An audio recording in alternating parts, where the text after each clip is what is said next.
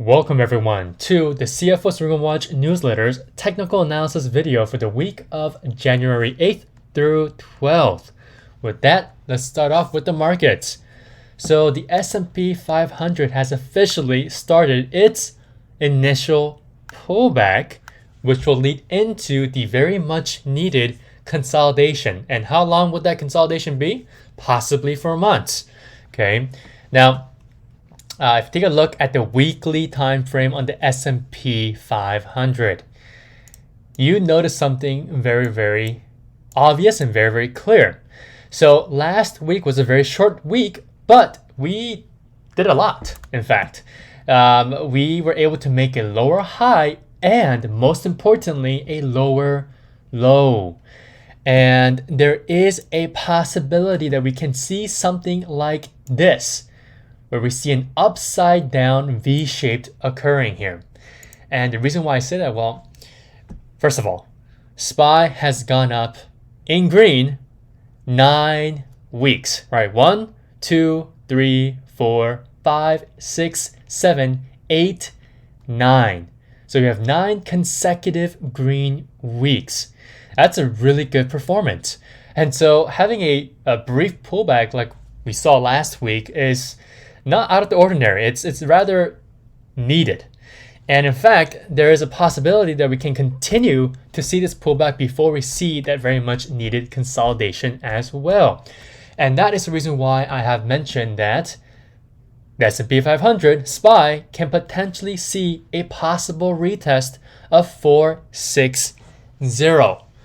Right? So why 460? Well, if you take a look at this specific shaded area, there is a very, very nice demand area between 451.50 to 460. It's a rather large demand area, but the reason why this is a demand area is that in previous times, it was a very large area of supply. How do we know this? Well, based on the 2023 year-to-date highs that we saw in July at 459.44, and when we saw the rejections occurring at this 451.50 level back in early August and in late August to early September, this completely told us that this is an area that we need to keep an eye on. Because if we do decide to break over 451.50 and eventually 460, we should be seeing a lot of buyers come in. And that's exactly what we saw back in late November to early December. All right, so if you take a look at the price action in these 4 weeks, right, these 4 weekly candlesticks, you see the volume rising higher and higher and higher. And ultimately, we saw the volume pop off. Literally pop off as the price also literally popped off as well to the upside.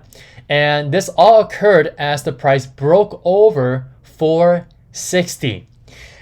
So that is telling me that if we do see a pullback into 460 to retest as a new level of support, okay, since it was an old level of resistance back in late November to early December, there's a good chance that we can see a nice bounce at 460 and we start that consolidation phase that I want to see in the markets.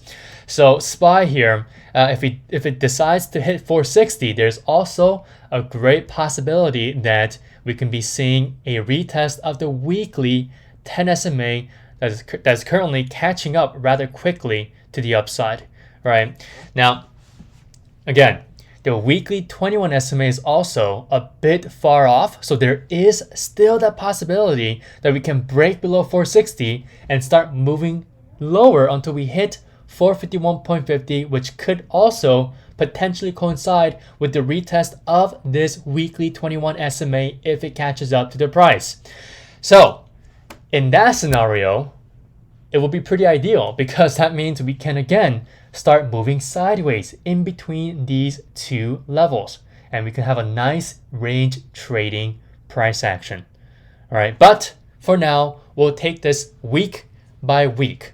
All right, so again, just for this week and possibly into next week, which is a short week, we could be seeing a continuation of this pullback and potentially form this inverted V-shaped pattern. I would say I don't really think it's a pattern, but it's more like art. All right, so with that, let's take a look at our first name.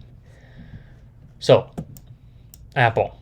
All right, so first off, I'm not even going to take a look at the weekly and monthly right now. I want to take a look at the daily. So the daily, first off, has a very critical pivot point that we need to focus on this week, and that is 180, right? This resistance level, let me make it yellow, right? And the daily 200 SMA, which is also yellow, all right? So this 180 level coinciding with this 200 daily SMA, all right? This daily 200 SMA is pretty poignant here and very, very significant for the price action for this week. Why? Well, this daily 200 SMA usually brings in a very good amount of buyers whenever the price decides to retest it. Now, the one important thing to notice is that, or note, is that the price has already retested and reclaimed the daily 200 SMA back in late October to early November. And that's around the same time, or exactly the same time, when we saw the market bottom around October 27th through November 1st. And Apple's earnings was also able to really catapult the price up higher, and after that, it was history, right? We were able to make new all-time high prices, sitting at $199.62, just shy of that psychological $200 whole number level. But unfortunately, we saw that immediate rejection, and now we had this very nice, large pullback to the downside. And with this retest, though, okay, what concerns me is that we are officially back down to this daily 200 SMA again, right? Just within 2 months. And the fact that we are also oversold tells me that Apple is relatively weak, very weak, in fact, right? As the RSI is at 28.79. That is not good, right? Now, again, I'm just going to focus on the daily time frame here for this video, but I go a lot more into depth in the larger time frames in the newsletter. So make sure you guys have read the newsletter first before you guys are watching this video. So if you guys are doing that right now, make sure you guys pause the video and go back and read the newsletter first, and then come back to the technical analysis video here. So Apple, there is a good chance that this week we can possibly see another move lower below 180 and retest the daily 200 SMA, maybe even breaking below it, because we saw that happening over here. And then we see a sharp pivot back to the upside, making a nice V-shape recovery, just like the V-shape that I just mentioned on SPY, which is an inverted V-shape, okay? And we could potentially see at least a retest of 182.50, which is also the previous day's highs or Friday's highs, which is sitting at 182.76. But we would want to be focusing on the whole number levels. So 182.50 is my ideal target if we do get a nice bounce and a good entry point at that 180.10 level. Right? Now, actually not the weekly here. On the monthly, all right, the monthly looks quite okay. In fact, we're still in a very nice uptrend, right? But again, make sure you guys read the newsletter, okay? Because I, again, delve a lot more into the higher time frames like the weekly and the monthly. All right, but again, the only thing that you guys need to know is that Apple is still in a very, very good and strong uptrend. All right. Now let's take a look at our second name, IoT. So IoT on the daily time frame, and again, I'm only going to focus on the daily time frame. You guys can take a look at the weekly or the monthly in the newsletter, since I do delve into it a lot further with those hard time frames. So IoT, this one has been pretty textbook so far. And what's been textbook so far? Well, the consolidation. All right, so first of all, I want to take a look at this specific area. So we have a nice earnings gap up, plus the added on positive move to the upside thanks to that earnings gap up. And we've had this momentum to the upside on the earnings day's reaction, all right? And right after that, we immediately started to consolidate. So usually this is not really a good sign if you want to see an earnings drift higher where the price just continuously moves up higher after earnings. But this did not occur for this name. And in fact, it kind of stalled out at these all-time high levels in between 32.75-ish to around 36. And it started to range trade between these two levels. And so now, since the current price is underneath these two levels, you guys can guess it, this is officially a very large area of supply and also sitting right underneath the all-time high area. So that makes it a much more significant supply area. Now, the reason why I want to take a look at this name this week is that just like with plenty of other growth stocks and maybe even some value names, but mostly growth stocks that have pulled back to start out this year, they're all heading back down towards their daily 50 SMAs or daily 200 SMAs. I've also mentioned that in the newsletter. So IoT is one of them, and this one is currently seeing the daily 50 SMA catching up rapidly to the price. And so this week I'm pretty much expecting the price to retest the daily 50 SMA, and the daily 50 SMA closed at $29.15 on Friday. And there is a chance that the price can actually come back down, pull back even further, whether it be tomorrow or Tuesday or whenever this week, and retest this daily 50 SMA before it decides to bounce, because again, these are long-term SMAs like the 200. The 50 and 200 will always have buyers if the price is sitting above the 50 and 200. And so if the assumed buyers come in, then I will expect the price to start moving higher and eventually breaking and reversing to the upside. Now, based on that premise, okay, if you guys want to completely avoid any type of that chop that could potentially occur while the price is struggling to stay above the daily 50 SMA or waiting for buyers to show up as the price retests the daily 50 SMA. If you want to avoid all of that, just simply take a look at this resistance level sitting at $31, which is the reason why I give you guys this confirmation long entry over $31.10. And that will be your official entry point.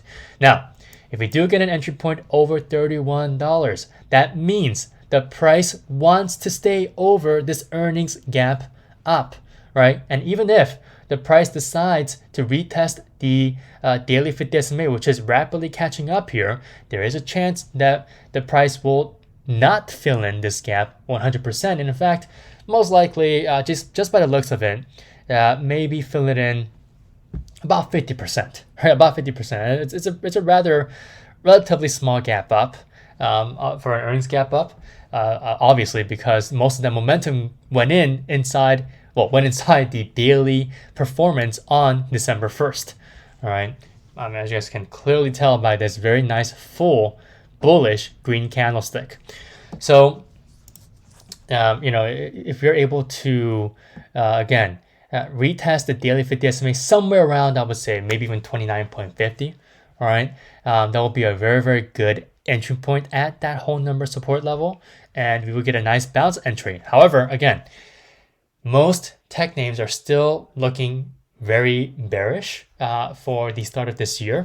So, if we do see an entry point or a bounce entry at around 29.20, which again, it's still around that 50% gap fill of this gap up here.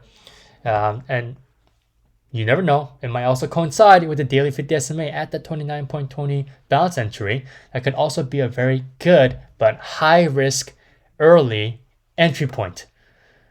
All right. So for IoT, again, it should be pretty obvious here what the ideal targets are. But if you do get a nice entry point over that $31 confirmation long entry point, the first target will be 32.75-ish, and ideally we revisit 36, right? So near the all-time highs or an all-time high area. All right. Now for the last name, we have NVIDIA. So NVIDIA, basically, okay, since I would say since August, since late August to early September, the price hasn't gotten anywhere, and that makes sense. Why? Well, just take a look at the overall performance of this entire year. All right, from this point right over here, okay, all the way up to where we are at now. All right, so it's a pretty good consolidation that this ticker is going through right now, because we have a very nice flat top sitting at 503, which is also the weekly level, which I also mentioned in the newsletter. So again, as a last reminder, make sure you guys pause this video and read the newsletter first.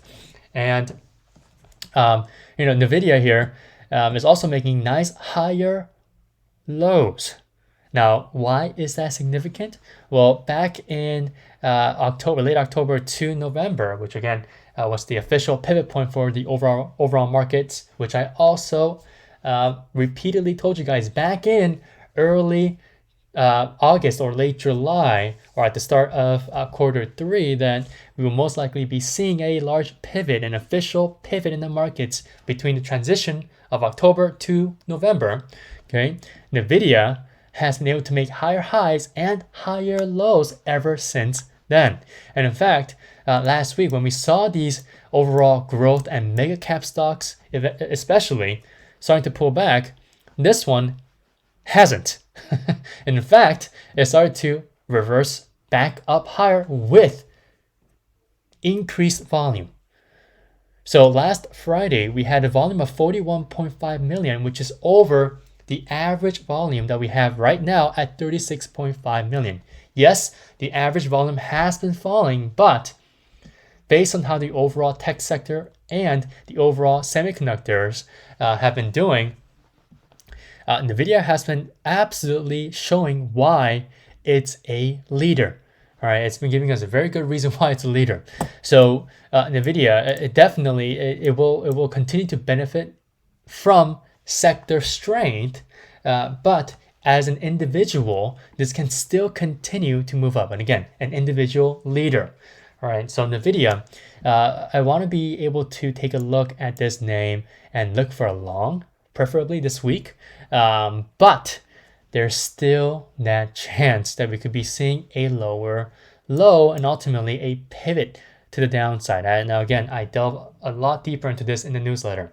All right, so that's the reason why I gave you guys these two entry points, these two different entry points, one to the long side and one to the short side.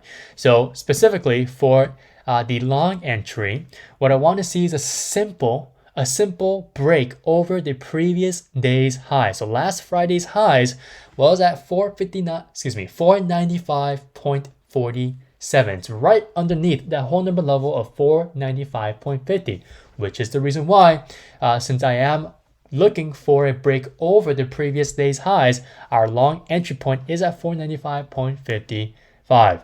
And our first profit target will be around 503, but I would highly recommend you guys to start taking profits if this works in our favor around 500 to 502. Okay, so $500 to $502, right? Because again, that $500 level is a huge psychological whole number, and most likely there's going to be a stack of sell orders and stop losses right at that level. But most likely, a lot of take profit orders, or again, just sell orders, right? Same thing, synonymous words there. But for NVIDIA, again, it's prudent for you guys to always take profits for a very volatile but a liquid name. But again, ideally, I would want to see 503 as the ultimate price target, or at least the all-time high price, or retest at the all-time high price sitting at 505.48. Okay, again, this is the all-time high price. All right, I mean, this is a huge run for 2023. All right, so it's a pretty good, just based on the observational skills of my eyes, of my naked eyes here. It's a pretty good consolidation after such a large vertical run up, literally an exponential curve up. All right. Now, for a short entry, what I'm clearly aiming for is a break below the previous week's low, which is sitting at 473.20 as seen by the low of this daily candlestick. And again, we only had 4 trading days last week as a reminder. So if we do decide to break below 473.20, then our entry point will be under 473. But you guys have to take a look at this. The daily 50 SMA has caught up to the price again. All right. And yes, the price is currently moving away from it, as we saw the price pivoting away in a very V-shaped manner. All right. You guys can see this on a 2-hour time frame as well. Okay. All right. Let me guys here. All right. V-shaped, or if you guys want to keep it simple, it also looks like a nice little round bottom, a nice rounding bottom here. But overall, the main point here is that the price was able to pivot rapidly away from the daily 50 SMA. So for me personally, I am a bit more bullish on this name heading into this week. But again, if we do come back down and if we see that relative weakness occurring in the overall semiconductor sector and overall tech sector, I would expect to see a nice entry point, a short entry point under previous week's lows, including a break below the daily 50 SMA. So this will be a heavy area of support that short sellers will have to push through in order for this name to start a nice move and reversal to the downside. All right. And so if that occurs, then our first our first profit target will be 460. Okay, 460. All right, so with that is it for this week. Make sure you guys are always having your alerts on for every single entry point that I give you guys. And make sure, most importantly, you guys know your stop losses based on your entry points. I don't care if it's a percentage or an actual underlying share price, whatever it is, make sure you guys have a good logical stop loss. All right, I will always repeat that every single day and every single week and every single year. All right, have a great rest of your night, and I'll see you guys all next week. Thank you so much for watching.